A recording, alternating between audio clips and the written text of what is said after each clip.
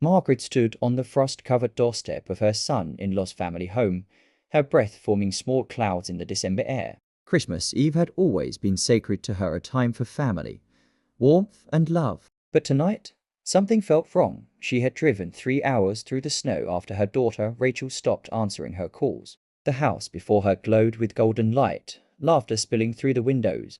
She could see shadows moving inside, glasses clinking. The cheerful chaos of a holiday celebration. Margaret knocked. Once, twice. The door finally opened to reveal her son-in-law, David, his face flushed from wine and merriment. Margaret, what are you doing here? His smile faltered. Where's Rachel? Her voice was steady, though her heart pounded. David hesitated, glancing back at his family gathered around the fireplace. His mother, Catherine, looked over with a cold smile. She's outside. Said she needed air. Outside. On Christmas Eve, in this cold? Margaret pushed past him, ignoring his protests. She walked through the warm house, past the champagne bottles and the roaring fire, past David's siblings who barely acknowledged her presence. She found the back door and stepped into the bitter night.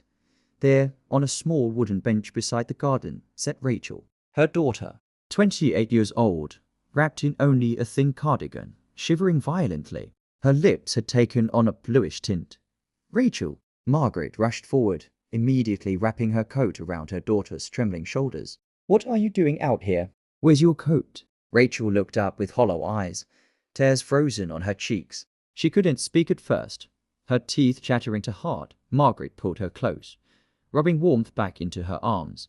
Talk to me, sweetheart. What happened? Inside the house, the laughter continued. Through the window, Margaret could see David back with his family, already lost in conversation, a champagne flute in his hand. Finally, Rachel found her voice, broken and small. She took it. Who took what? Catherine, David's mother. She took my coat, my blanket, everything. Said I didn't deserve to be comfortable in her son's house. Fresh tears spilled down Rachel's face. He just let her. When I tried to come back inside, she blocked the door. Said I could come in when I learned my place. Margaret's blood ran cold. Not from the winter air, but from rage so pure it burned. How long have you been out here? 2 hours, maybe more. I lost track. 2 hours. While they drank champagne and laughed by the fire. While her son-in-law celebrated with his family. While his mother wielded cruelty like a crown, Margaret helped Rachel stand, her legs weak from the cold. We're leaving. Right now. MOM? I can't just. Yes, you can. And you will. Margaret guided her daughter through the back door, through the warm house where conversation suddenly stopped. All eyes turned to them, Rachel shivering, Margaret's face set like stone. David stood. Margaret, what are you? She held up one hand, silencing him. Her eyes found Catherine, sitting regally by the fire, a satisfied smirk on her face. Margaret walked slowly toward her, each step measured. The room held its breath. She leaned down, close enough that only Catherine could hear. Her voice was calm, almost gentle, but the 6 words she spoke carried the weight of a mother's love and a grandmother's promise. You'll regret this. I promise. Then she straightened, took Rachel's hand, and walked out. The drive home was quiet except for the heat of blasting warm air. Margaret kept glancing at Rachel, watching color slowly return to her cheeks. I'm sorry, MOM, Rachel whispered. Sorry? For what? For being weak. For not standing up for myself. Margaret reached over and squeezed her daughter's hand. Love makes us vulnerable, sweetheart. That's not weakness, but staying where you're not valued. That would be. Over the following weeks, Margaret learned the full truth. The marriage had been crumbling for months. Catherine had always been controlling, but recently her treatment of Rachel had become cruel. David, desperate for his mother's approval, had chosen sides. And Rachel, hoping love would be enough, had endured it all in silence. Margaret didn't push. She simply provided a warm home, hot meals, gentle company. She watched her daughter slowly thaw, not just from that terrible night, but from months of emotional frost. But Margaret hadn't forgotten her promise.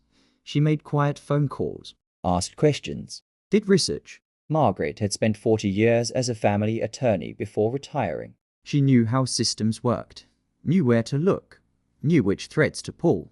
What she discovered about David's family business, the one Catherine controlled with an iron fist, was illuminating. Tax irregularities, employment violations, a pattern of discrimination complaints swept under expensive rugs. Margaret compiled everything meticulously. Then she made one phone call to the appropriate authorities, providing an anonymous but detailed tip. She also called Rachel's workplace a prestigious design firm, where Rachel had been undervalued for years, her talents overlooked. Margaret happened to know the CEO from law school. One conversation led to another, and suddenly Rachel had interviews lined up at competing firms, each eager to offer her the recognition she deserved. 3 months later, on a warm spring afternoon, Rachel signed divorce papers. She'd also signed a contract with a new firm offering twice her previous salary. 6 months later, David's family business was under investigation. Catherine's empire, built on cutting corners and exploiting workers, was crumbling.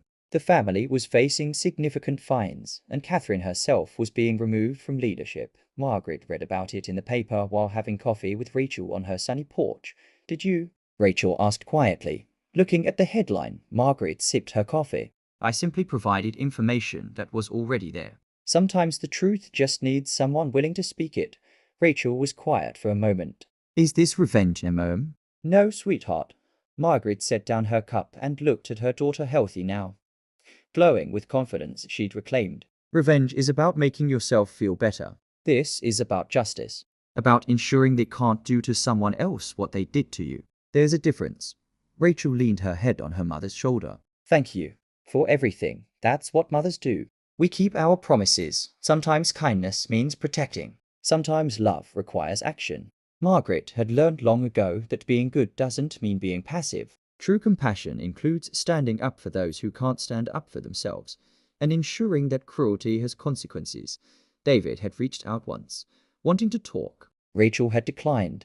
She was building a new life now, one where she didn't settle for scraps of affection or tolerate disrespect disguised as family.